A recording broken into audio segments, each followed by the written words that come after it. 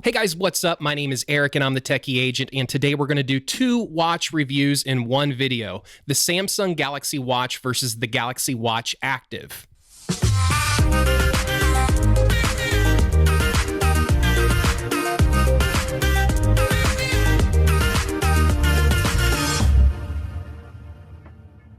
Now, it just makes sense to review both of these watches side by side because they have a lot in common. They have the same optical heart rate sensor, the same GPS sensor, the same processor and RAM, and virtually all of the same internals like the same accelerometers, etc. They have virtually the same user interface, they both have touch screens, and they both have a 2-button configuration on the right side of the watch. That being said, there are some noticeable differences as well, so let's go ahead and talk about those. One of the biggest differences that you'll notice right off the bat is in screen quality. The Galaxy Watch Active has a noticeably dimmer screen. This is very evident, especially in direct sunlight. Additionally, with the camera set at a high refresh rate, you'll notice that the Galaxy Watch Active has a flickering screen. Now, you can't see this with the naked eye. This is something that only the camera can detect.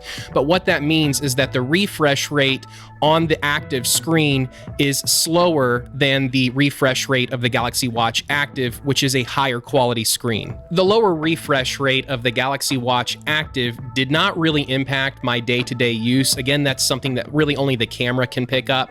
But what did impact my daily usage was the lower brightness of the Galaxy Watch Active, especially when I was using it outdoors. So we'll talk more about that in a minute. Both watches have the same optical heart rate sensor. The sensor can be set to 24/7 heart rate readings, or you can set it to intermittent readings throughout the day, and obviously then it will take constant readings during exercise. One of the unfortunate things about both of these watches is that this optical heart rate sensor is all you're going to get in terms of collecting heart rate data during exercise. Neither one of these watches can actually pair with third-party external heart rate sensors, at least not natively. I'm going to put a link on screen now where you can head over to Michael's channel from Get Fit Over 40, and he details a way in which you can use a third-party watch face that does connect with external Bluetooth sensors, and using some third-party applications to kind of get a creative workaround where you can get third-party heart rate data. But it should be noted that this workaround is not native to either watch. You will have to use third-party watch faces and third-party applications running on each watch in order to achieve these results. As you can see on screen now, both of them have virtually the same user experience when it comes to working out. They will have the exact same workout profiles, the exact same workout screens and navigation. You'll swipe left and right in order to navigate through the various metrics. You can change which metrics you're seeing on screen. When you're done with a workout, you'll hit finish on each watch. You'll hit a check mark on each watch, and then you'll be taken to a workout overview in order to see the different metrics that were collected during your respective exercise. Now, even though there are so many similarities between these two watches, when I actually began to test out both of these watches side by side in various workout situations, I noticed that I was getting very, very different results between each watch. So the first set of exercises that I put these watches through were gym-based exercises, CrossFit, strength training, boot camp style workouts. Now, it should be noted that optical heart rate sensors, like the one that is on each of these watches, are typically not very good for gym-based exercise. There's a long explanation for why that is, but optical heart rate sensors don't tend to do very well for gym-based exercises. They tend to do much better for steady-state cardio exercises like jogging and cycling.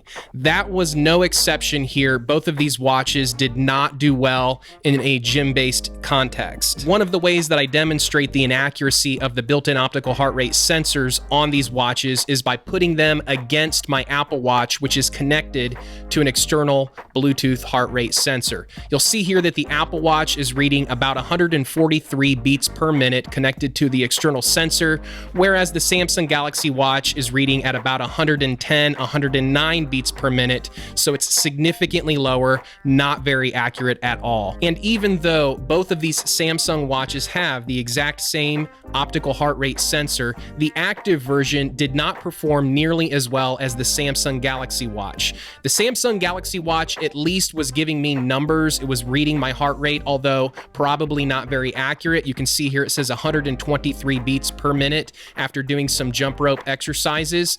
That's not an accurate number. It was probably significantly higher, but you'll notice here that the active version of this watch was completely dead in the water. Virtually every exercise that I did in the gym, the active version of this watch was not able to pick up my heart rate. The other thing that I discovered in my testing is that the Samsung algorithm for gym-based exercise does not take into account your heart rate.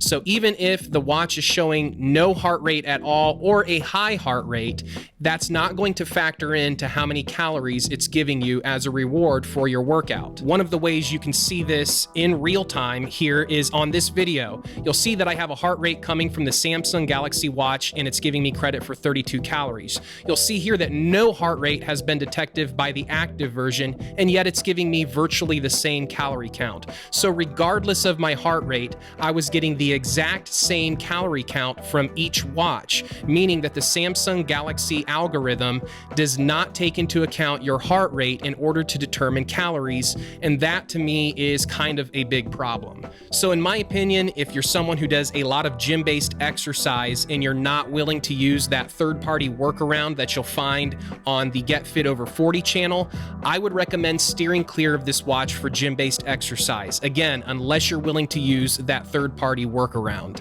For steady-state cardio-based exercise, I again experienced some interesting anomalies between both of these watches, even though they have virtually the same hardware. The first thing that I noticed is that the Samsung Galaxy Watch Active has a very dim screen in direct sunlight. It was basically unreadable while I was jogging or cycling. Additionally, the heart rate sensor on this continued to be intermittent. It sometimes worked, sometimes didn't. Compared that with the Galaxy Watch, I had a bright, crisp screen, and I was getting accurate heart rate data for steady-state cardio. However, that's not the whole story yet. What I did notice is that the active version of this watch would lock onto GPS almost instantaneously. I would begin a GPS run or a GPS bike ride, and it would only take it maybe 5 or 10 seconds in order to lock onto GPS, where the Samsung Galaxy Watch would sometimes take almost 2 minutes in order for it to find a GPS signal.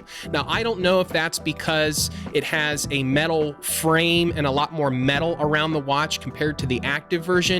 I'm not exactly sure what the issue is since they both have the same GPS chip, but I would often have to wait 5, 6, 7 times as long for the Samsung Galaxy Watch to find the GPS signal in comparison to the active version of this watch. Now, that being said, both of them tracked, once they were locked, both of them tracked GPS flawlessly. They both did a fantastic job tracking my distance and pace and all of those other metrics, and then translating all of that over to the app. Now, if you're watching this video and you're trying to decide between which version of the watch to get in order to track steady-state cardio, my advice to you would be to go with the Samsung Galaxy Watch and to skip the active version of this watch, because I had continual problems tracking my heart rate with the active version. In any sort of exercise context, whether it was in the gym or whether it was jogging or cycling, no matter what I did, I continued to experience dropouts in my heart rate data. The Galaxy Watch, on the other hand, yes, it was slow to acquire a GPS signal, but once it did, it was accurate, and at least for steady-state cardio, the built-in optical heart rate sensor seemed to perform just fine. The other thing that I will say here before I wrap up this portion of the video is that I don't particularly like the Samsung Health application, but you're not stuck with the Samsung Health application. You can use a third-party application like Strava, which I would highly recommend, especially if you're planning on using this watch for steady-state cardio or other cardio-related exercises. One of the other features that I wanted to touch on is that the Samsung Galaxy Watch Active reportedly can detect your blood pressure readings using the built-in optical heart rate sensor. And a lot of people are very interested in this because there's not really any other fitness wearables on the market that can currently do this with any sort of accuracy. So I wanted to say a couple things about this feature, and the first is that this feature is not available to everyone. This feature is currently in a testing mode, and you have to apply to be part of the test program in order to get this feature.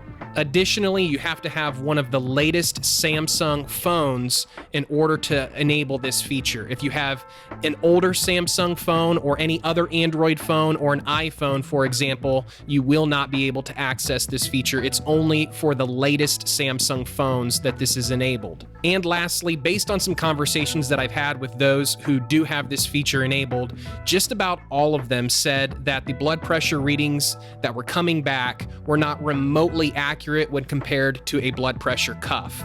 They would be able to detect kind of elevations in your blood pressure or if your blood pressure has gone down, but in terms of getting an actual accurate reading, you were not able to get accuracy. So I would not depend upon the blood pressure readings coming from this watch in order to determine, whether or not you should be on medication, for example. So the active version of this watch has enough gaps where I can't really recommend it, but I do recommend the Samsung Galaxy Watch. I do think it's a beautiful watch. I really like the rotating bezel that is on this watch in comparison with the active version, which only has the touchscreen and buttons. For some strange reason, even though it has the same optical heart rate sensor, the Galaxy Watch performed significantly better in terms of heart rate readings compared to the active version.